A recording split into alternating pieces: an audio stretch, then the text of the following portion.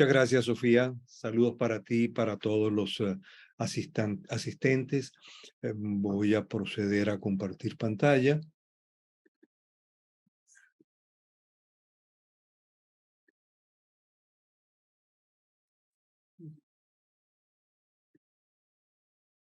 Bien, muchas gracias nuevamente. Voy a proceder a una presentación introductoria con algunos de los temas que son relevantes en esta perspectiva social. Y a partir de allí, pues bueno, podremos conversar y profundizar en los que se consideren más relevantes o importantes. ¿Cuál es el primer mensaje que yo pudiera dar en relación a lo que es la situación social del país y mucho la discusión que hay y parte de la propaganda del gobierno de que quiere decir que el país se arregló, que hay una mejoría franca, que hay unos cambios sustantivos en el país? Desde el punto de vista social, lo que uno puede decir es que hay alguna mejoría muy pequeña, muy precaria, pero que además es una mejoría que está provocando exclusión social, exclusión de sectores sociales, y está provocando una mayor desigualdad social en el país. ¿Qué queremos decir con esto? Bueno, básicamente hay unas tendencias que hemos venido describiendo en los eventos previos de prospectiva que ha organizado la Universidad Católica y en nuestros informes y estudios, y que creemos que esas tendencias se mantienen o se profundizan en la actualidad y en lo que uno puede prever que sucederá en lo que queda del año. Hay una leve mejoría en las condiciones económicas, en los ingresos de las personas y en las ofertas de los productos, y eso ofrece una sensación de bienestar, pero como decía antes, profundiza las tendencias a una mayor desigualdad social. Hay mayor desigualdad porque hay diferencias en el acceso a los bienes y servicios entre los diferentes sectores sociales y a lo interno de los sectores sociales, tanto de la clase media como de los pobres. Es decir, hay una situación de desigualdad y hay una situación de lo que hemos llamado microdesigualdad o microdesigualdades que se generan a lo interno de los grupos sociales, específicos, llamémoslo así, de la clase media o de los pobres. Este proceso ha estado vinculado a una privatización de los servicios básicos de educación y de salud, por medio de los cuales los costos se trasladan a las personas privadas, acentuando de ese modo la desigualdad. Y en ese proceso se fragmenta la sociedad y aparecen nuevos grupos sociales. Hay una percepción de injusticia en el país y la confrontación se mueve al campo político de una manera distinta, diferente a la que veníamos viendo en los años pasados. El tema de la violencia, podemos decir que los patrones de violencia van cambiando, están cambiando y aparecen formas de delito que habían desaparecido. Hay una disminución en algunos rasgos de la violencia, pero están apareciendo o reapareciendo patrones de delito que habían desaparecido por estos mismos cambios que se han dado en el país. Por otro lado, se incrementa el microcontrol social por parte del gobierno a través de una acción represiva focalizada. Si lo que había sido y fue durante varios años, a partir de 2014 y 2015, una represión generalizada, abierta, incluso criminalmente abierta, tiende a modificarse y se va a una acción represiva más focalizada, buscando allí eludir sanciones, buscando hacer más eficiente algunas de las medidas, buscando cambiar el rostro y la imagen que el gobierno quiere en esta fase promover. Por parte de la ciudadanía hemos observado algunas cosas: se incrementa el desapego y el interés hacia la política en la ciudadanía, pero se mantiene la atribución de responsabilidad en los políticos de la situación de miseria y de desigualdad que hay en el país. De una manera, podemos decir, lamentable, se ve la política y los políticos como problema y no como solución. Y finalmente, encontramos que se produce un moderado optimismo en relación al futuro, pero no lo suficiente como para contener la disposición a emigrar por parte de la población. Estas 8 ideas principales que les he presentado aquí de manera resumida, buscaré desarrollarlas en los próximos minutos y darles un poco más de sustento o las evidencias distintas que tenemos con esto. Digamos que hay una leve mejoría. Los sueldos aumentaron, pero es poco y es mucho.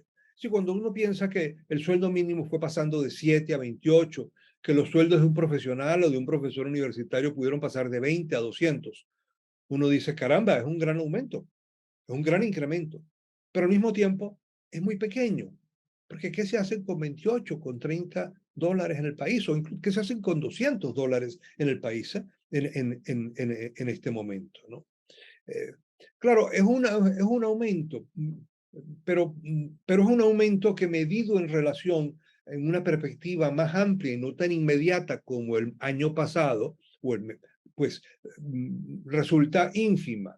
Si antes podíamos tener que hace 20 años alguien ganaba 100 y ahora pasó a ganar hace unos años 10, cuando uno dice ahora está ganando 15 o está ganando 20, pues hay una mejoría, pero es una mejoría muy mínima, muy pírrica en relación a lo que hace 20 años tenía el país. Entonces hay que poner un poco en contexto esa mejoría. En segundo lugar, bueno, sí, hay una mejoría porque hay una oferta de productos básicos y de lujo en supermercados y farmacias. Claro, eso es posible accederlo quien tiene el acceso a dólares y puede hacerlo, ¿no? Otras personas no.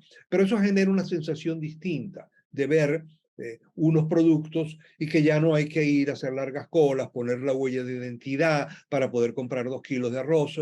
Eso genera una sensación distinta en la población. Ahora, también una mejoría porque tenemos que recordar que hay un esfuerzo y una entrada grande de dinero por parte de la ayuda humanitaria, ¿no? Que en los 2 primeros meses de este año alcanzó a más de 500.000 de personas, ¿no? Con diferentes tipos de apoyo. Entonces, hay como formas distintas y hay otras que también me referiré que tienen que ver, por ejemplo, con la presencia de las remesas en el país. Ahora, porque además esta mejoría es menguada, es relativa y puede ser engañosa o es engañosa. Bueno, en un estudio que hicimos hace 2 meses, en una encuesta nacional, 1.200 hogares en todo el país, la población nos dijo, la mitad de la población nos dijo que se tenía que saltar una comida porque no tenía dinero para comprarla. Si estamos hablando de un nivel básico, ¿no? Una quinta parte de esa población, de la muestra esta representativa nacional, ¿no? Tenía que saltarse varias veces a la semana una comida, porque no tenía dinero para adquirirlo. 2/3 de la población, o sea, el 60% de la población, dice que con los ingresos que tienen no puede cumplir los gastos del mes, ¿no? Y algunos de ellos pues han tenido que pedir dinero prestado, no solamente saltarse la comida, sino pedir dinero prestado, vender bienes que se tienen. Bueno, esa es una situación que no en vano, ¿no? Entonces la FAO, que algunos recordarán, hace unos años premió a Venezuela, coloca al país como el segundo país de la región con más hambre en América Latina, solo detrás de Haití, ¿no? Y la Agencia de Naciones Unidas, la OCHA, reportó en este mismo año, para inicio del año, 1.179 casos de desnutrición aguda en niños, ¿no? Y quienes conocen de la materia saben que esos son la punta del iceberg que se está logrando ver en estos casos extremos, pero eso significa una muy amplísimo grupo de población que tiene condiciones de desnutrición por estas dificultades en el acceso a la comida. Ahora, hay mayor desigualdad en el país y esa desigualdad depende de diversos factores. Hay desigualdad si se es un empleado público o un empleado privado. Los empleados públicos están en condiciones mucho peores y de ahí los niveles de de protestas que se tienen. El sector privado ha logrado mejorar, ir mejorando los salarios, los sueldos de sus trabajadores. Hay una diferencia también es si es empleado o un trabajador independiente. Muchos de los trabajadores independientes logran dolarizar su ingreso y por lo tanto pueden tener un exceso o una flexibilidad mayor que los que tienen que son empleados fijos, ¿no? Hay una diferencia importante si se recibe o no remesa del exterior y también en el monto de las remesas. Ya veremos algunos datos sobre esto. Hay diferencias en los hogares y hay desigualdad, ¿no? Si hay alguna persona, un adulto joven, que sea económicamente activo en la casa y que pueda trabajar o no. Hay una situación de pobreza mucho más fuerte en aquellas familias de jubilados, personas mayores, que no hay jóvenes y que no reciben remesas, ¿no? Cuando reciben alguna remesa logran paliar, cuando tienen además una persona en la casa que puede conseguir y puede resolver los ingresos y todos los otros problemas que están, pues la situación cambia, ¿no? Y hay también, bueno, si se tiene acceso a los servicios públicos o no. Si hay un 18%, entre un 18 y un 20% de la población venezolana que tiene acceso al gas directo. Eso no tienen problemas para cocinar, reciben el gas. Ahora, el resto, el 80% de la población que cocina con gas tiene problemas importantes, ¿no? Ha debido algunos incluso a pasarse a la leña, ¿no? O se pasan a la cocina eléctrica, pero se les va la electricidad también. Es decir, hay dificultades de otro orden allí y que dependen de algunas de estas condiciones. Un elemento importante que pudimos ver en este estudio reciente que hicimos es la significante, la significación que tienen las remesas. Una quinta parte de la población venezolana, en esta encuesta que hicimos, recibe remesas. Es decir, estamos hablando de un número bien importante de hogares en el país que reciben remesa, ¿no? De esa quinta parte, de ese cerca de 20% que recibe remesas, la mitad, un 10%, la recibe mensualmente. Es decir, que el 10% de los hogares venezolanos reciben remesas en alguna forma, ¿no? Cada mes.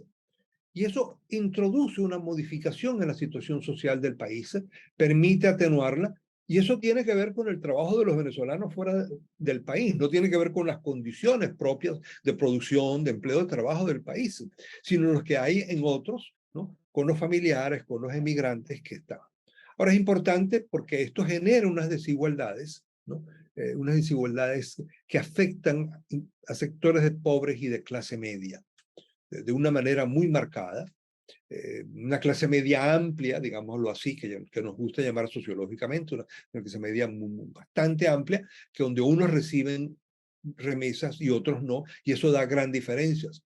En un edificio de clase media, en un mismo piso, con unas condiciones sociales de profesión, de educación, de historia laboral y social muy similares, bueno, quien recibe remesas puede comer carne, puede comer proteínas y quesos, y el que no recibe remesas no puede tenerlo, y eso está en el mismo edificio, ¿no? O en el mismo edificio clase media, en Los Ruices, en Caricuao, o en el mismo, o a nivel del barrio, a nivel del mismo barrio en la ciudad.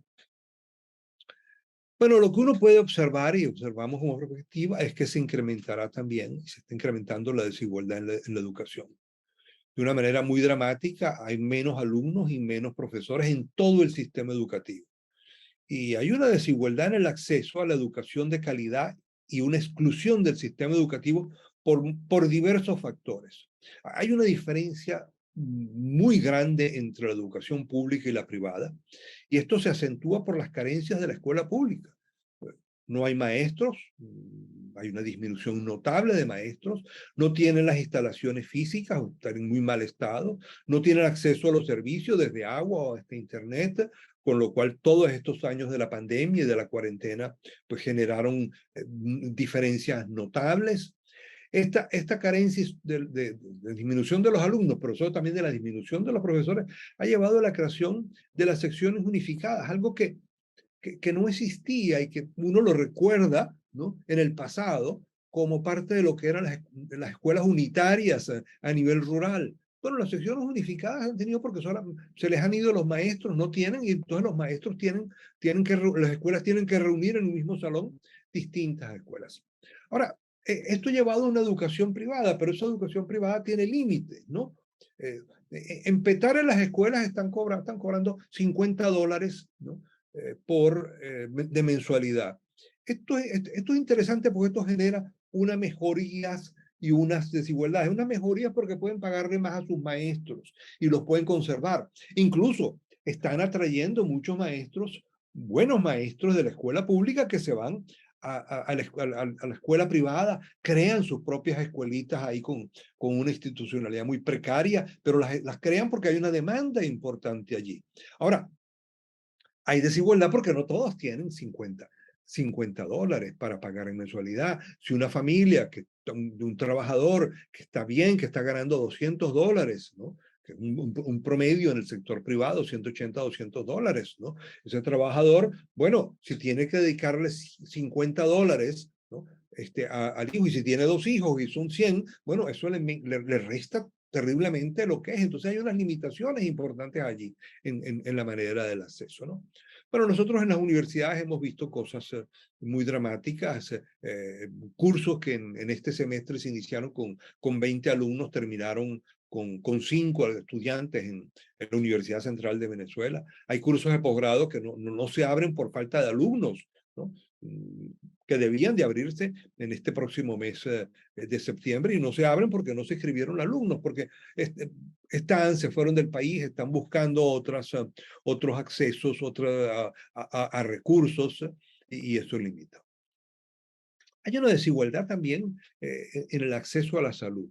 Bueno, 2/3 partes de la población no tienen seguros, ¿no? De ningún tipo, incluso en el seguro social obligatorio, tiene unas limitaciones muy grandes y por lo tanto tienen que asistir a la red de atención pública. Ahora, esta red de atención pública continúa obligando a los pacientes a sufragar buena parte de los costos. Algodón, las inyecciones, lo atienden en el hospital y le dice, sí, usted tiene que hacerse este examen, pero aquí no se puede hacer, tiene que hacerse esta radiografía, pero no puede, aquí no hay cómo hacerla, entonces tiene que ir al mundo privado, ¿no? A hacerse la radiografía, hacerse, ¿no? los exámenes de laboratorio, porque no los están proveyendo, o las medicinas, ni tampoco los hospitales o la red pública. Cuando uno va a los seguros privados, estos dejaron de tener relevancia en el país. Los seguros privados que teníamos los venezolanos y que tenían los gremios, bueno, dejaron de tener relevancia porque la cobertura se convirtió en algo insignificante y tienden a desaparecer, o incluso están ahorita modificando para ofrecer, obligar a la contratación de seguros privados en dólares. Entonces, cada vez hay una exclusión de más sectores sociales de los seguros privados y unas mayores dificultades para cubrir los costos hospitalarios. Cuando hemos hecho unos cálculos, ¿no? De un seguro familiar de cobertura reducida que puede cubrir 25,000 o menos de $25,000 en, en cobertura anual, bueno, cuando uno ve para ese grupo, esa cobertura, lo que eso le puede costar el pagarlo por una familia es más de lo que puede cobrar un profesional hoy en día en todo un año con los ingresos que hay en el país. Entonces estamos hablando de unas desigualdades grandes que se están presentando en el país. Con esto lo que, bueno, es lo que decíamos al inicio, hay una privatización práctica de la educación, la salud y los servicios, lo cual produce por un lado una mejoría en la prestación del servicio y por el otro lado una mayor exclusión y desigualdad, ¿no? Bueno, porque sí, están mejorando los servicios de educación en algunos servicios de salud privados, o incluso el teléfono, el servicio de internet, bueno, ha ido mejorando, se ha ido mudando a las empresas privadas, a los servicios privados, que prestan un mejor servicio, ¿no? Pero que al mismo tiempo excluyen porque hay una buena cantidad de gente en el país que no puede cubrirlos y pagarlos. Bueno, Esa desigualdad y esa exclusión refuerza un sentimiento de injusticia. Cuando hacíamos esta pregunta en el estudio, encontramos que el 92% de la población piensa que la distribución de la riqueza en la sociedad venezolana es injusta. Lo cual, bueno, es claramente una realidad, pero además un sentimiento importante que se ha ido dando y que, bueno, eso incluye en gran medida a partidarios del propio gobierno y votantes del propio gobierno que consideran que eso sigue siendo injusta o se ha vuelto más injusta.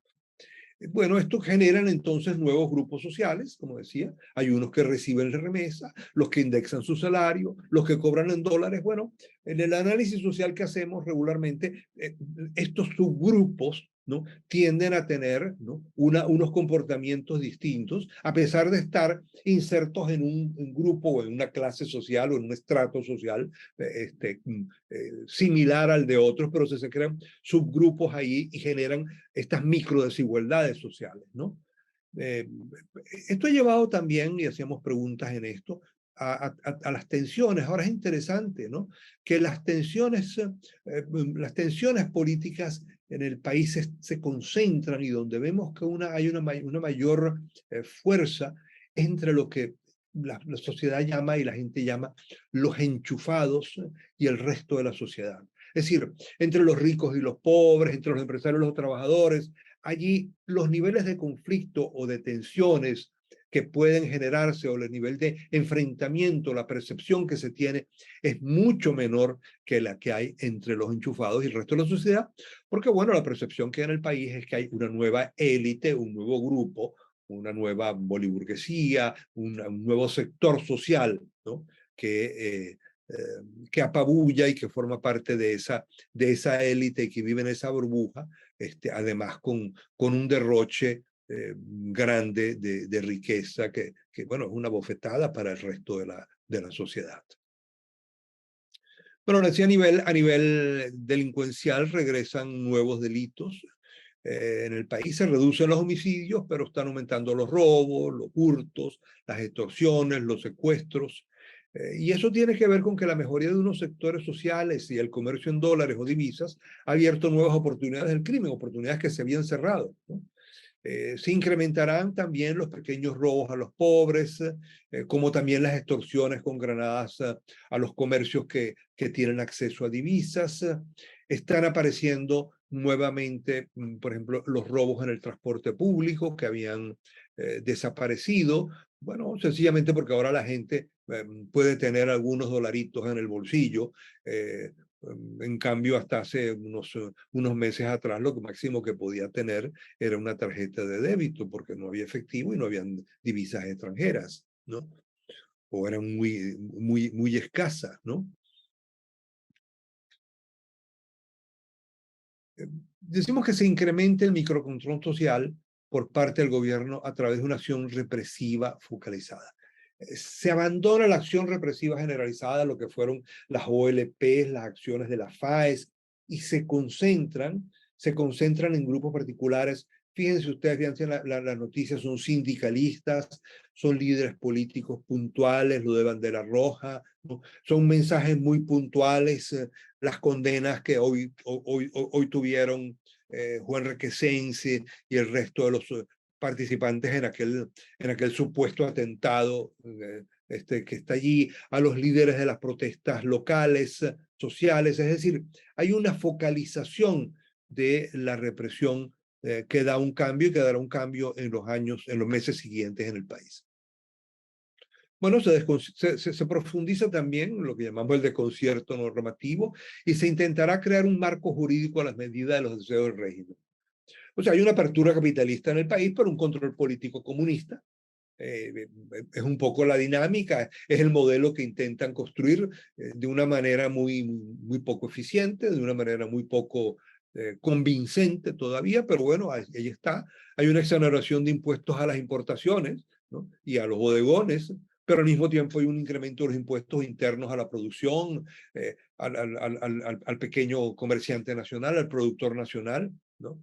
El Estado de Derecho se desvanece en el país cada vez más y lo que encontramos es una aplicación arbitraria de la ley, pero al mismo tiempo estamos observando que se está intentando crear una nueva plataforma legal que permite revestir de legalidad la actuación del gobierno, es decir, crear continuamente unas nuevas leyes, ¿no? Que se han aprobado, algunas ya fueron aprobadas por la Asamblea Constituyente, esa la Asamblea Nacional Constituyente, que crearon un conjunto de normas y un conjunto de leyes para revestir de legalidad lo que es sencillamente la actuación arbitraria y en muchos casos claramente anticonstitucional de esas leyes o del gobierno. Se incrementa el desinterés en la política, hay muy bajo interés en la política, la acción política no se vincula con la salida colectiva a los problemas, pero sí se considera a los políticos responsables de los problemas de la desigualdad y de la injusticia. Hay notable deseo de cambio, pero no se ven, ¿no?, en muchos de los políticos o en el ejercicio de la política o en el ejercicio de la práctica política de la protesta como una solución, ¿no? Y queda una situación un poco trancada allí en relación a lo que es la acción política, que obliga a unas reflexiones y a una manera de generar un destranque en este proceso. Se extiende el deseo de una vida normal en la población, pero lamentablemente no es. Cuando se hacen los estudios, cuando se hacen grupos focales, la gente al final lo que quiere es una vida normal, tranquila, donde puede tener luz, donde puede tener agua, donde puede tener gas, donde sus hijos pueden ir a la escuela, donde puedan tomar algunas vacacioncitas y tener algunos estrenos. Algo elemental en las aspiraciones de la vida. Pero eso está muy limitado por las condiciones generales que ya hemos hablado, o también por el dominio de los grupos armados locales, ¿no?, o de la acción de estos nuevos jefes, ¿no?, locales que están vinculados a los consejos comunales, a los delegados de los gobiernos locales, a esta cantidad de grupos o de semi-organizaciones que son simplemente extensiones del gobierno que están intentando crear a nivel local. Se tiende a pensar en el futuro con un moderado optimismo. La mayoría de las personas, fue interesante esto en el estudio, piensan que el país mejorará en los próximos años. Claro, uno se pregunta cuánto hay de realismo en eso o cuánto hay de simplemente buenos deseos, ¿no? Expresión de las ganas de que mejore, necesidad de plantearse un futuro cercano mejor para poder continuar viviendo.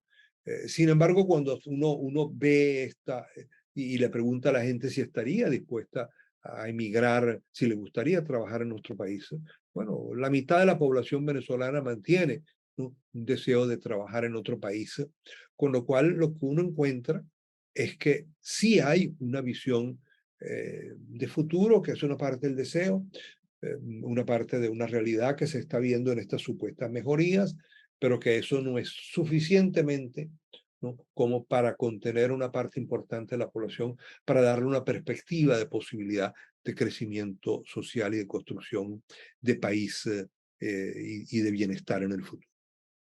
Bueno, las conclusiones de esto ya las he ido sacando también en el camino, pero brevemente, ¿no? Hay una mejoría, pero hay mayor exclusión de sectores sociales que no pueden acceder a esas mejorías. Hay una exclusión de grupos sociales, lo cual fomentará una mayor desigualdad entre grupos sociales y a lo interno de los grupos sociales, en la microdesigualdad.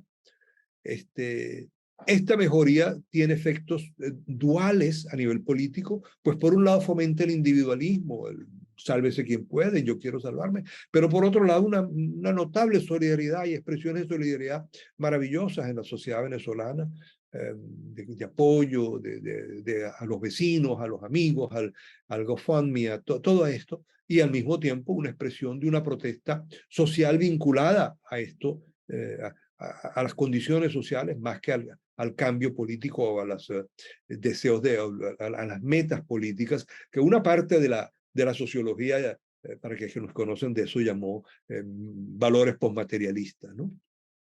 Y finalmente se mantiene el incremento de búsqueda de salidas basadas en la responsabilidad individual. Esto es muy importante en Venezuela y es un cambio importante a lo que ha sido el país y lo que ha sido el rentismo en el país, eh, porque significa una modificación, significa una importante en el sentido de decir que cada quien se tiene que hacer responsable de su futuro, una valorización muy importante de la acción social privada, de la empresa privada, en algunos casos como, me atrevería a decir, como nunca ha existido en Venezuela en los últimos años, o por lo menos en los tiempos en que yo tengo haciendo investigación social al respecto, que son unos cuantos ya. Son unos cambios importantes que se están dando en la sociedad venezolana y que están todavía en los individuos, en sus intenciones de acción, en su actuación, pero que todavía por condiciones externas o por muchas otras masas, no logran concretarse y no logran generar un camino de bienestar percibido para la sociedad.